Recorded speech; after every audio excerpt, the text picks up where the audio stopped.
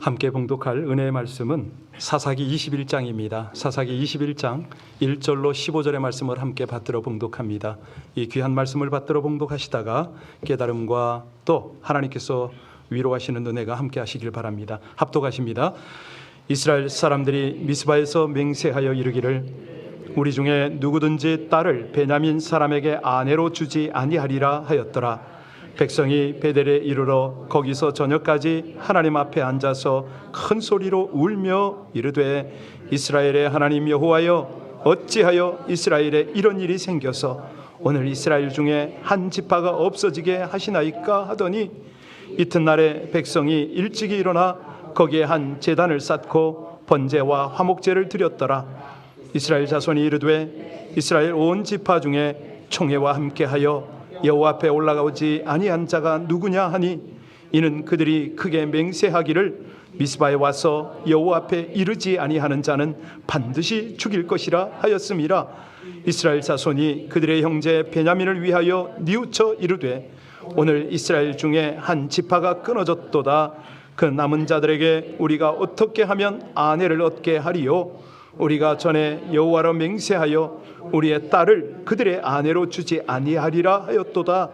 또 이르되 이스라엘 지파 중 미스바에 올라와서 여호와께 이르지 아니한 자가 누구냐 하고 본즉 야베스 길라앗에서는 한 사람도 진영에 이르러 총회에 참여하지 아니하였으니 백성을 계수할 때에 야베스 길라앗 주민이 하나도 거기 없음을 보았음이라. 회중이 큰 용사 12,000명을 그리로 보내며 그들에게 명령하여 이르되 가서 야베스 길라앗 주민과 부녀와 어린아이들을 칼날로 치라.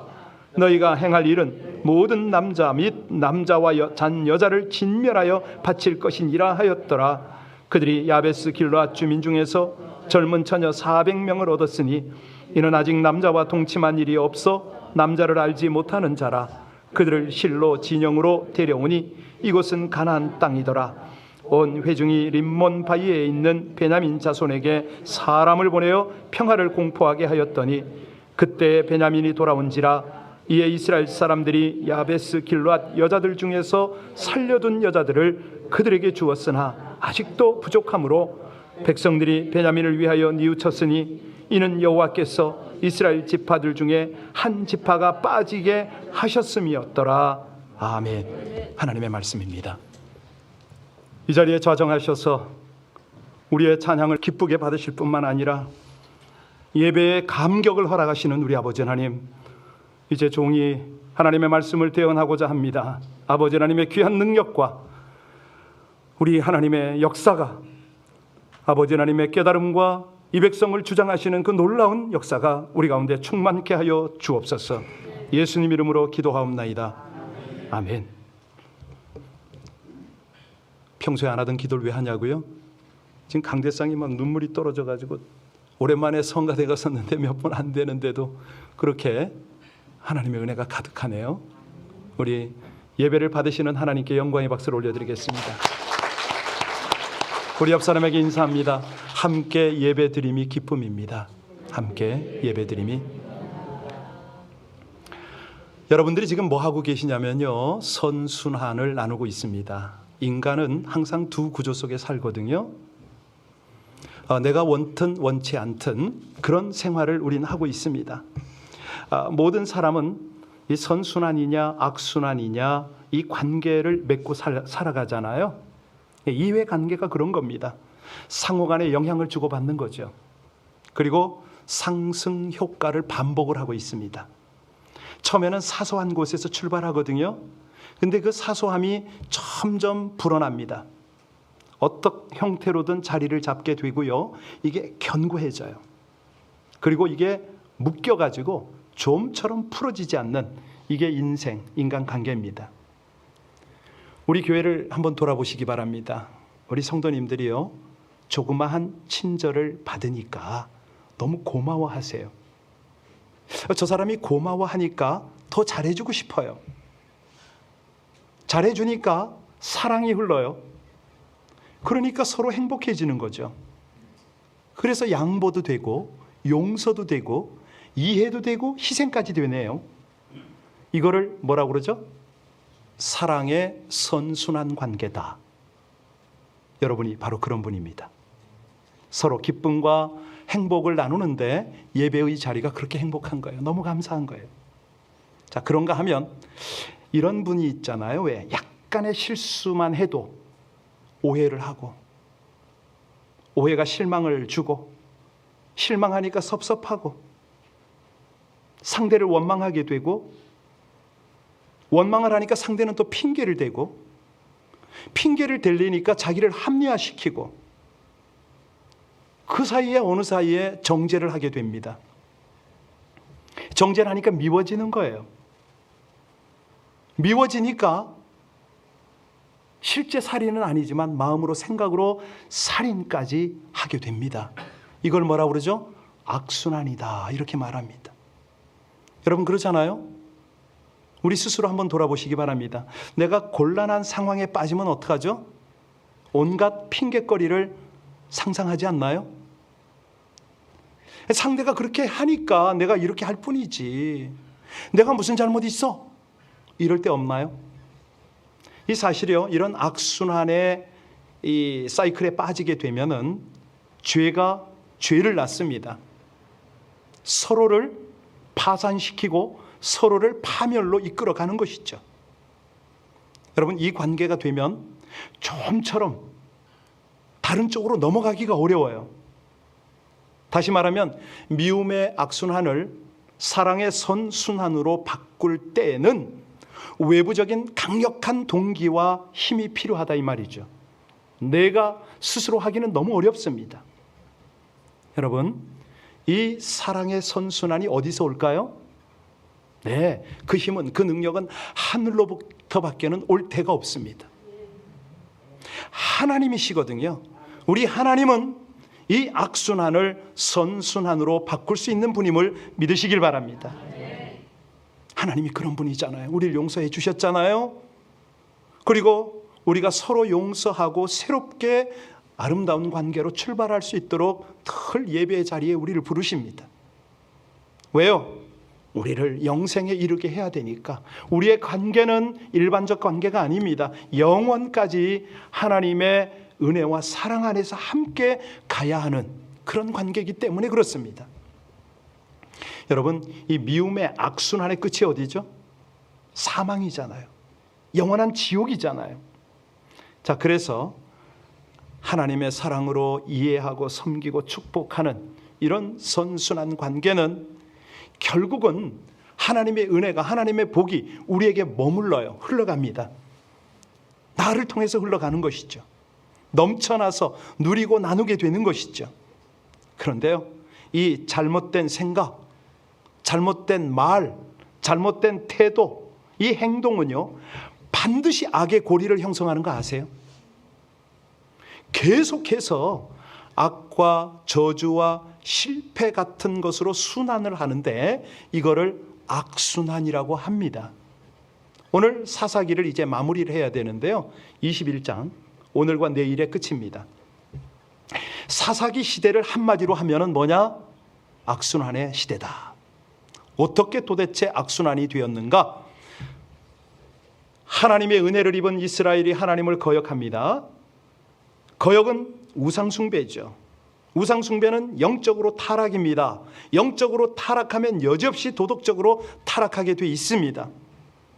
그 결과는 뭐죠? 여지없이 징계를 받지요. 외침을 받습니다. 다른 나라, 이방 나라들이 침략해 들어오고요, 또 내부적으로 혼란과 파멸이 일어나죠. 여러분, 정말 이스라엘이 지금 이 사사기 시대 마무리가 어떻게 되고 있습니까? 동족끼리 전쟁을 벌였습니다. 고통과 파멸의 길로 치달았습니다. 아니, 이런 고통을 당하지 않을 수 있었습니다. 그럴 필요 없었던 거거든요. 그런데도 이 악순환에서 벗어나지 못한 채 계속 고통을 받고 파멸로 갑니다. 그래서 사사기를 마무리하면서 이 악순환의 문제를 어떻게 할 것인가 점검을 해야죠. 어떻게 하면 그 고리를 끊을 것인가, 어떻게 하면 복된 신앙생활을 할 수 있겠는가. 이것은 사사뿐만 아닙니다. 사사기 시대뿐만 아니라 오늘을 살고 있는 우리 현실에 정확하게 필요한 겁니다. 이 가나안에 살고 있는 이스라엘 백성을 다시 한번 생각해 보시기 바랍니다. 젖과 꿀이 흐르는 가나안에 들어갔습니다. 그러면 거기서 뭘 해야 됩니까? 풍요로움 속에 하나님과 아름다운 교제를 해야 되잖아요. 그런데 이스라엘은 가나안에 들어가서 뭐 했죠? 세속적 욕망 때문에 영적 눈이 멀어버렸습니다. 영적 눈이 머니까 뭐가 보이죠? 가나안을 풍요롭게 했다는 토속신 바알과 아세라 상이 눈에 띈 거죠. 그때부터는 하나님의 말씀을 거스르기 시작합니다. 점점 우상과 자기 중심에 빠지기 시작합니다. 하나님이 오래 참으시죠. 지켜보십니다. 그러다가 마침내 죄가 하나님이 참으시다가 이제 진노하시는 상황까지 차면은 공의로움을 나타내십니다. 여러분, 하나님이 사랑의 하나님이라고 그러지 않습니까? 하나님이 그러면 죄를 지을 때 어떻게 하는 것이 하나님이십니까? 인내하시고 참고 참다가 안 되면 징계를 해야 그게 사랑 아닙니까? 참사랑 아닙니까? 히브리서 12장 6절로 8절 말씀입니다. 주께서 그 사랑하는 자를 징계하시고 그 받으시는 아들마다 채찍질 하심이라. 징계는 다 받는 것이오늘 너에게 없으면 사생자요 참 아들이 아니니라. 우리에게, 이스라엘에게 징계가 있는 것은 뭐라고요? 하나님의 공의가, 하나님의 사랑이 거기 함께하는 것이다. 자, 그러면 이 징계와 고통을 당하면 이스라엘이 어찌합니까? 울어요. 간절히 구합니다. 그러면 우리 하나님은요, 긍휼을 베푸세요. 불쌍히 여기시고 그때마다 사사를 보내셨잖아요. 사사기에 나오는 사사가 몇 명이더라? 12명. 그런데 이 사사의 역할이 뭐죠? 백성들을 회개로 이끌어 갑니다. 이스라엘을 회복합니다. 그러면 평화가 오지요. 하나님의 징계가 2년, 3년, 8년이었다면 하나님이 주시는 평화는 몇 년이죠? 20년, 40년이잖아요. 그러면 하나님이 지금 어떻게 일하고 계신 겁니까? 하나님이 정말 주고 싶은 건 뭐죠? 은혜입니다. 평화입니다. 안타까운 것이 그들이 회개를 하긴 해요. 그런데 어떻게 합니까? 고통을 면하려는 임시 방편의 회개만 했습니다. 그러면 결과는 뭐죠? 또다시 하나님의 징계가 옵니다. 그런데 이 징계는 가면 갈수록 강도가 심해졌다는 거죠. 이거 우리 놓치면 안 됩니다. 그래서 사사시대를 뭐라고 그런다고요? 악순환의 연속이었다. 끊임없이 악순환을 되풀이하는 거죠. 그 악순환 자체입니다. 여러분, 사사기가 몇 장까지 있다고요? 19장, 20장 내용 혹시 아세요? 기억하시나요? 네, 그 내용을 요약해드리면 레위인이 해서는 안 될 짓을 했죠. 첩을 얻었어요. 이 첩이 바람피고 도망갔어요. 그리고 레위인은 그 첩을 찾으러 갔죠. 거기 머물다가 돌아오는 길에 야밤에 불량배들의 습격을 당해서 이 첩이 윤간을 밤새 당한 다음에 죽었습니다. 그랬더니 레위인이 어떻게 해요? 첩의 시신을 12덩이로 나누어서 이스라엘 각 지파에게 보냈습니다. 이게 악한 사사시대의 모습 아닙니까? 어찌 이럴 수가 있습니까? 그래서 결국은 이스라엘의 11개 연합군과 이 베냐민 지파, 불량배가 있는 지파 같이 전쟁을 하게 된 것입니다. 여러분, 그때 이스라엘 11개 지파의 연합군의 인원이, 병력이 한 얼마나 됐는지 아세요? 40만 명입니다. 베냐민 지파의 연합군은요? 3만이 안 돼요. 그랬습니다. 자, 그래서 이스라엘 연합군이 이길 줄 알았는데 베냐민이 2번이나 대승을 해버리죠. 몇만 명을 죽였어요. 그랬더니 이스라엘이 어찌합니까? 하나님 앞에 자신을 돌아보고 점검을 또 해요.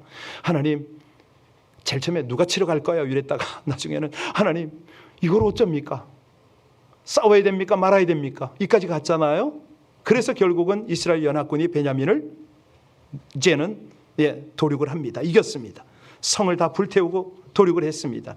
요까지가 20장까지의 내용이고 이제 오늘 본문으로 들어갑니다. 1절로 3절까지를 다시 보겠습니다. 1절로 3절 말씀을 우리 합독합니다. 이스라엘 사람들이 미스바에서 맹세하여 이르기를 우리 중에 누구든지 딸을 베냐민 사람에게 아내로 주지 아니하리라 하였더라. 백성이 베델에 이르러 거기서 저녁까지 하나님 앞에 앉아서 큰 소리로 울며 이르되 이스라엘의 하나님 여호와여 어찌하여 이스라엘에 이런 일이 생겨서 오늘 이스라엘 중에 한 지파가 없어지게 하시나이까 하더니 그들이요 하나님 앞에서 힘을 다해서 힘을 합해서 죄악은 제거했는데 그러다 보니까 지금 어떤 일이 벌어졌다고요? 3절에 보니까 한 지파가 베냐민 지파가 없어지게 생긴 거예요. 여러분 12손가락 깨물어서 안 아픈 10손가락 깨물어서 안 아픈 데가 어디 있습니까? 여기 지금 한 형제가 완전히 멸절을 하게 되니까 이건 아니라는 거죠. 여하튼 간에 지금 이 상황은 연합군에게 밀려서 진멸을 당해서 이 베냐민이 림몬 바위 골짜기로 갔어요. 거기에 모여있는 남자가 혹시 몇 명인지 기억하시나요? 600명입니다.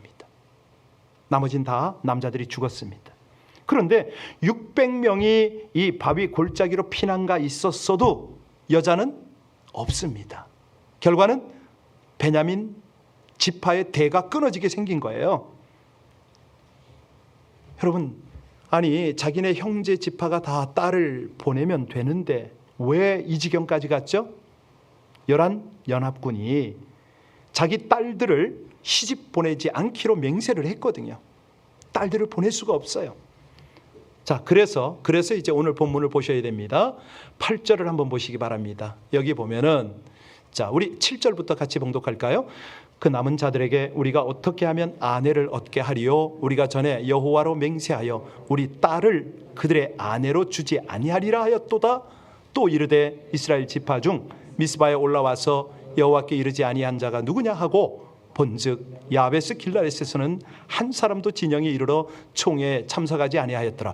이게 무슨 얘기냐면 그 맹세의 자리에 오지 않은 지파를 찾아야 되잖아요. 그랬더니 찾아냈네요. 8절에 보니까 어느 지파라고요? 야베스 길라앗에 거기 있는. 자, 9절을 보세요. 이 아무도 안 온 것을 확인을 한 겁니다. 그리고 10절에 보니까 뭐라고 그러죠? 같이 읽습니다. 회중이 큰 용사 12,000명을 그리로 보내며 그들에게 명령하여 이르되 가서 야베스 길르앗 주민과 부녀와 어린아이들을 칼날로 치라. 이게 웬일이에요? 여기는 형제 아닙니까? 다 죽이네. 예. 그리고 나서 거기서 11절 12절 보시면요, 진멸을 하고 처녀들을 몇 명을 데리고 오죠? 400명을 데리고 옵니다. 자, 베냐민 지파에 남은 남자가 몇 명이라고 그랬죠? 아까 600명이에요. 처녀는요 400명. 몇 명이 모자라요? 그렇습니다. 이 베냐민 지파가 멸문의 위기는 넘겼지만 악이 또 다른 악을 불러왔어요. 인간적인 해결책은 자꾸 상황을 악화시키고 악의 악순환의 고리를 만들어 간다는 거죠. 이거예요, 이거. 여러분, 아까 우리는 20장, 19장, 20장에서 뭘 봤습니까? 베냐민 지파의 불량배들이 레위인 첩을 성폭행했다고 그랬잖아요. 집단 성폭행하는 악을 행했다. 그래서 이스라엘은 전쟁을 일으켰다. 이것 자체가 다 경솔이거든요. 아니, 범인만 달라고 그러면 되는데, 범인만 내주면 되는데, 이게 자존심이고 이기심이고 이 싸움이었거든요. 자, 그런데 이게 여기서 끝나느냐? 아니에요. 이제 13절에 보면 이제 평화가 선포가 되는데 사실은 혹독한 대가를 치르게 됩니다. 13절 같이 보겠습니다. 온 회중이 림몬 바위에 있는 베냐민 자손에게 사람을 보내요. 자, 뭘 공포했다고요? 예, 대가가 뭐죠? 대가는요, 베냐민 성인 남자의 인구가 출애굽 당시에 거의 3만에서 5만 명이었습니다. 그런데 지금 상황은 거의 100분의 1로 줄어든 거죠. 자, 그 남은 600명을 위해서 이스라엘은 살육을 했어요. 납치를 했어요. 성적 범죄를 지금 관용하고 있습니다. 이게 웬일입니까? 이해되세요? 베냐민의 불량배가 성적 범죄를 저질렀는데 나중에는 온 지파가 이런 범죄에 가담이 됐다 이거죠. 이게 악순환인 거예요. 악의 골인 거예요. 아니, 몇 사람의 성적 범죄를 단죄하기 위해서 시작된 일인데 지금 수백 명의 성적 범죄까지 계획하고 방조하는 이 지경까지 이르는 거죠. 죄악은 죄악을 낳는 겁니다. 이걸 악순환이라고 그러죠. 여러분, 이 처녀들이 언제 보쌈 당했는지 아세요? 이 보쌈 당했거든요. 언제 보쌈 당했죠? 축제 때입니다. 하나님께 예배 드릴 때 이런 일이 벌어진 거예요. 아니, 말도 안 되는 사건이 벌어졌잖아요. 우리가 이해가 됩니까? 우리가 이 하나님의 말씀을 성경으로 받았어요. 그죠? 성경책에 이런 내용을 썼다? 정말 이게 무슨 정신없고 부끄러운 얘기 아닙니까? 우리는 성경책을 들고 다니면 늘 하나님의 은혜로운 말씀, 하나님의 교훈, 영의 양식 뭐 이런 게 적혀 있을 거라고 당연히 기대를 하는데, 와, 사사기의 이 마무리가 사람이 이렇게까지 될 수 있을까라는 생각이 들게 됩니다. 자, 그러면 하나님은 이 부끄러운 장면들을 통해서 저와 여러분에게 무슨 말씀을 하고 싶으신 걸까요? 오늘을 살아가는 우리들에게 지금 어떤 당부를 하고 싶으셔서 이 내용을 오늘 주일 설교 내용으로 우리가 나누게 하셨을까요? 너희들의 모순과 비극의 악순환을 보라, 이 말씀 아닌가요? 여러분, 왜 이런 악의 고리가 자꾸 만들어지고 순환이 되죠? 왜 고통이 반복되죠? 네, 한마디로 하나님을 떠났기 때문입니다. 하나님이 안 계신 그곳은 누가 통치를 하죠? 그렇습니다. 사단이에요. 하나님의 자리에 사단이 개입을 합니다. 이걸 뭐라고 그러죠? 죄라고 합니다. 죄악이라고 그래요. 하나님을 놓쳐버리는 그 영적 세계가 그냥 비어있는 게 아닙니다. 빈집에는 뭐가 들어와요? 그렇죠. 사단이, 귀신이 들어오잖아요. 그러니까 사단에게 붙잡히고 죄에 이제 붙잡히는 그 순간이 이제 죄에 빠지는 건데, 죄에 빠지는 그 순간부터는 고통의 연속입니다. 인간의 영혼이 사단의 지배를 받잖아요. 그러니까 저주받는 영혼이 되는 겁니다. 악한 영의 지배를 받는 거죠. 인간의 모든 문제의 뿌리가 되는 겁니다. 이때부터는요, 하나님이 안 계시니까, 너무 고통스러우니까 뭘 붙잡느냐? 우상을 붙잡습니다. 만물을 지으신 하나님 대신에 피조물을 믿는 거예요. 하나님을 놓쳐버리고 그냥 돌 붙잡고 나무 붙잡고 그 밑에서 절하고 심지어는 돼지 머리를 모시고 뭐 이렇게 하는 거예요. 물론 이런 사람이 있는가 하면 어떤 분들은요, 에이, 나는 우상 안 믿어, 아무것도 안 믿어, 이런 사람이 있는데요, 그분들도 우상을 의지하고 살아갑니다. 그 우상이 뭔지 아세요? 탐심 없는 사람 나와보라고 그러세요. 욕심 없는 사람, 내 중심 없는 사람 나와보라고 그러세요. 돈이 마치 자기 생명처럼 여겨지는 그런 사람, 성공에 빠져 사는 사람, 이런 사람들이 다 우상을 섬기는 거거든요. 아이, 뭐 그런 것이 우상이야. 여러분, 아니에요. 어떤 사람은요, 아주 극심한 피해의식에, 의심에, 염려에 고통받고 살아갑니다. 이게 뭐냐면 하나님을 믿지 않으니까 사단의 역사로 정신이, 영이 막 파괴가 되는 거죠. 여기에 붙잡혀 살아가는 겁니다. 그게 우상인 거죠. 근데 문제가요, 자기 혼자만 그러면 괜찮아요. 이게 악순환이라고 그랬잖아요. 집단이 형성이 된다고 그랬잖아요. 가정에, 부모가 자녀에게, 자녀가 주변 사람에게 막 영향을 끼치네요. 우리 다 인정할 수밖에 없는 게 집안에 어떤 저주 같은 거, 또 특별한 그 특이 질병 같은 거, 이게 계속 흘러가는 거 아시죠? 의사들이 그거부터 묻잖아요. 예, 유전적 병이 있냐고 묻잖아요. 이게 악순환이거든요. 계속 이게 연결이 되는 겁니다. 집안에 아주 고질적인 암이 흘러가기도 하고 어떤 집안은 60도 못 돼서 다 죽기도 하고 뭐 별일들이 다 많잖아요. 끊임없는 문제가 악순환이 되는 거예요. 그래서 우리 하나님이 뭐 하라고 그래요? 악순환의 고리를 끊어라. 이게 오늘 주제거든요. 악순환의 저주를 끊어라.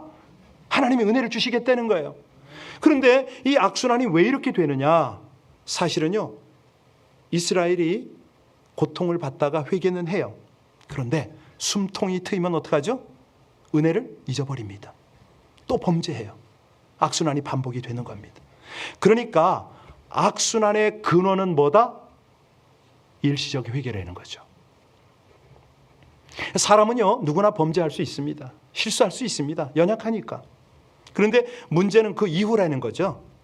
정말 내가 연약해서 실수를 해서 죄를 짓고 나서 철저하게 회개를 하면, 새롭게 되면 전화위복이 됩니다. 그런데요, 이스라엘이 불행하게도 그렇게 못했어요. 어리석은 거죠. 제가 이런 예화를 한번 말씀드렸더니 어떤 분들이 실감을 하시더라고요. 마늘도둑이 있잖아요, 시골에. 마늘도둑이 걸렸어요. 원님한테 붙잡혔어요. 원님이 호통을 치면서 벌을 줍니다. 그런데 그냥 벌을 주는 게 아니라 3가지 중에 하나를 택하라고 그랬거든요. 제가 여러분에게 제안을 할 테니까 여러분이 한번 택해 보시기 바랍니다. 첫째, 마늘 100개 먹기. 이걸 하든가. 둘째, 곤장을 50대 맞든가. 아니면 한 양의 벌금을 내든가. 여러분은 어느 쪽 하실래요? 예, 마늘도둑은 어떻게 했을까요? 내가 곤장 맞고 말지. 내 죄를 내가 아는데. 이 마늘도둑이 곤장을 맞기 시작했습니다. 아니, 처음에는 마늘 먹었군요. 내가 마늘도둑인데 자존심이 있지. 마늘을 한 20개 생마늘을 먹다 보니까 어떻게 돼요? 속이 아리거든요. 너무 힘들거든요. 아니, 나 그만, 곤장 맞겠다고. 곤장도 한 20대쯤 맞고 보니까 막 살이 다 터지고 그냥 막 너무 아프거든요. 그래서 벌금 내고 만다고. 이게 뭐예요? 처음부터 벌금을 냈으면 무슨 얘기냐면요, 온전한 회개를 얘기했잖아요. 혹시라도 잘못이 생기면 하나님 앞에서 정직하게 회개를 해야 되는데 그냥 진정한 회개 없이 빠져나갈 때만 궁리를 하니까 쓸데없는 고통까지 당하는 거예요. 여러분, 신앙생활을 이렇게 하면 얼마나 불쌍합니까? 혹시 우리가 나쁜 습관에 빠질 수가 있잖아요. 죄를 범할 수가 있어요. 그럴 때 우물쭈물하고 장깨 부리지 말라는 거죠. 왜? 자꾸 그렇게 해봐야 점점 징계는 강해진다고요. 우리 삶은 점점 꼬입니다. 혼란해집니다. 그래서 혹시라도 내가 잘못을 범하면 하나님 앞에 정직하게 회개하고 다시는 그 길을 안 가는 거죠. 그럴 때 어떤 일이 벌어집니까? 우리는 성숙해지고 우리 삶의 은혜는 더 풍성해지는 겁니다. 그러면 도대체 마늘도둑이 그랬다는데 진정한 회개는 뭐요? 라고 우린 물어야 되잖아요. 여러분, 뭐가 진정한 회개입니까? 어떻게 하면 다시는 그 죄로 안 돌아갑니까? 예, 전인격의 회개입니다. 온전한 회개라는 것은 지적으로도 회개를 하고요, 정적으로도, 마음으로도 회개를 하고요, 의지적으로도 내가 회개를 하는 겁니다. 다시 말하면 내가 아는 모든 죄 회개하고요, 내 감정으로, 내 마음으로 다시는 안 하리라 결단도 하고 회개하지만은 특별히 행동으로 내가 다시는 그렇게 하지 않으리라 끊어버리는 거죠. 여러분, 질문 하나 하겠습니다. 이스라엘이 역사 가운데 그들이 하나님을 떠난 적이 있다 없다?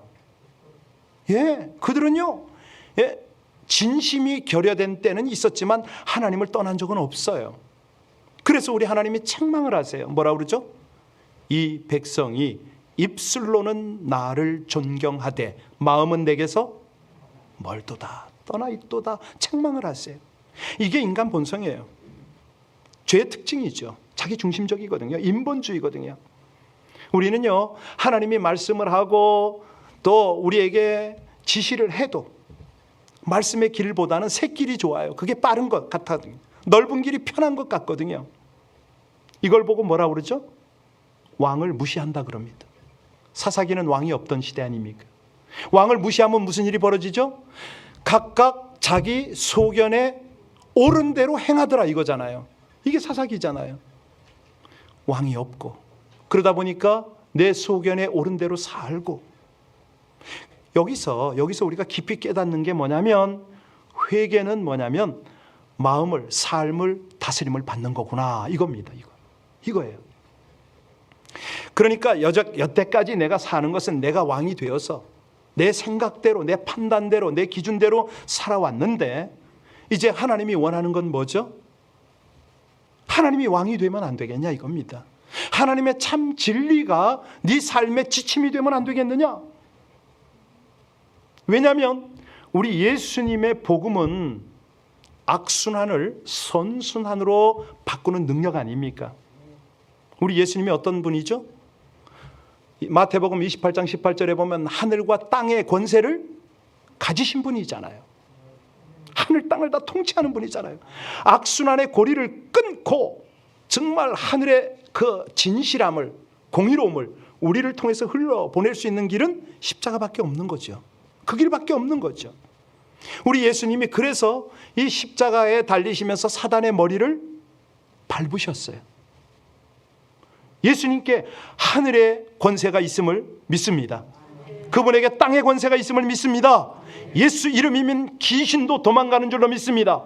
우리 잠결의 악몽도 떠나감을 믿습니다. 모든 저주가 물러감을 믿습니다. 여러분의 아픈 상처가 치유됨을 믿습니다. 만물이 그분 앞에 복종하는 줄로 믿습니다.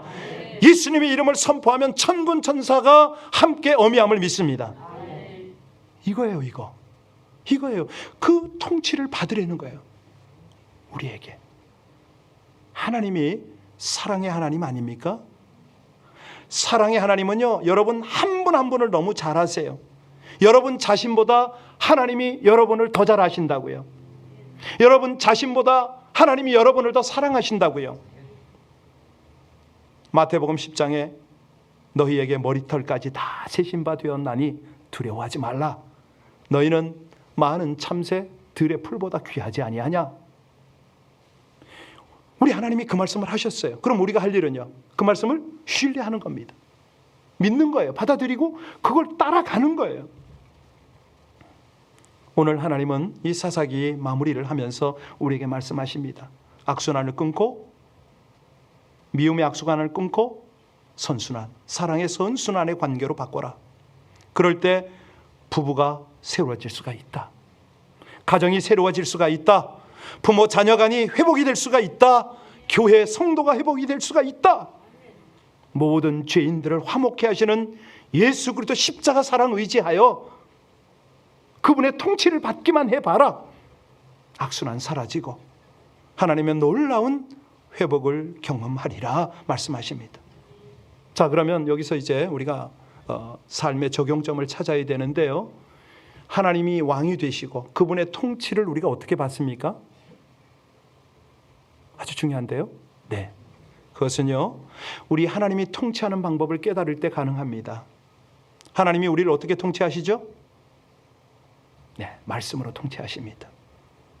하나님이 항상 말씀하시는 이 말씀을 우리는 깨닫고 순종함으로 왕권의 통치, 말씀의 통치를 받는 것이죠. 여러분, 세상 것 접하기 전에 늘 하나님의 말씀 대하시고 묵상하시고 말씀 듣고 그 뜻대로 순종하시기를 주의 이름으로 축원합니다. 가라면 가십시오. 서라면 서십시오. 일어나라면 일어나면 되고요. 앉으라고 그러면 앉으면 됩니다. 왜냐하면 이 하나님의 말씀에 순종하는 것이 특권이기 때문입니다. 그 특권이 뭐냐면 선순환이라는 거죠. 사랑의 선순환이라는 거죠. 결국은 승리고 결국은 축복이라는 거죠. 여러분, 여러분이 믿는 하나님이 완전하신 하나님이심을 믿으십니까? 악순환을 선순환으로 넉넉히 바꾸심을 믿으십니까? 그렇다면 여러분의 삶이 어떤가 모르겠어요. 요즘 저 이 부분 때문에 많이 조심합니다. 과연 너는, 김대준이 너는 철저하게 하나님을 왕으로 모시고 통치를 받는 그 생활을 하고 있어? 말씀이 네 삶을 완전히 장악하고 주장하고 있어? 그것 때문에 자주자주 저를 돌아봅니다. 하나님 앞에 기도가 점점 길어지고 깊어집니다. 여러분, 우리 가운데 혹시라도 혼란과 무질서와 고통의 악순환의 연속이 있다면 그분은 악순환의 연속이 있다면 그분은 오늘 말씀을 2번, 3번 꼭 들으시기 바랍니다. 혹시라도 내 안에 왕이 없어서 내가 왕이 되어서 내 소견에 옳은 대로 계속 살아간다면, 그렇게 계속 살려고 내가 나도 모르게 그렇게 진행을 하고 있다면 사사시대입니다. 끝이 날 수가 없어요. 여러분, 다시 한번 결단하셨으면 참 좋겠습니다. 여러분의 왕이 누구라고요? 아멘입니다. 그 왕이 여러분들을 어떻게 통치하신다고요? 예, 말씀의 다스림을 받으시겠습니까? 네. 그러면 예수님의 십자가 능력이 여러분의 것이 됩니다. 사단 떠나가고 악순환의 골이 끊어집니다. 여러분, 당대에서부터는 선순환의 고리가 흘러가야 될 줄로 믿습니다. 적어도 우리 자녀, 우리 성도들 모든 관계 속에, 여러분의 일터 속에 이 은혜가 있으시기를 주의 이름으로 축원합니다.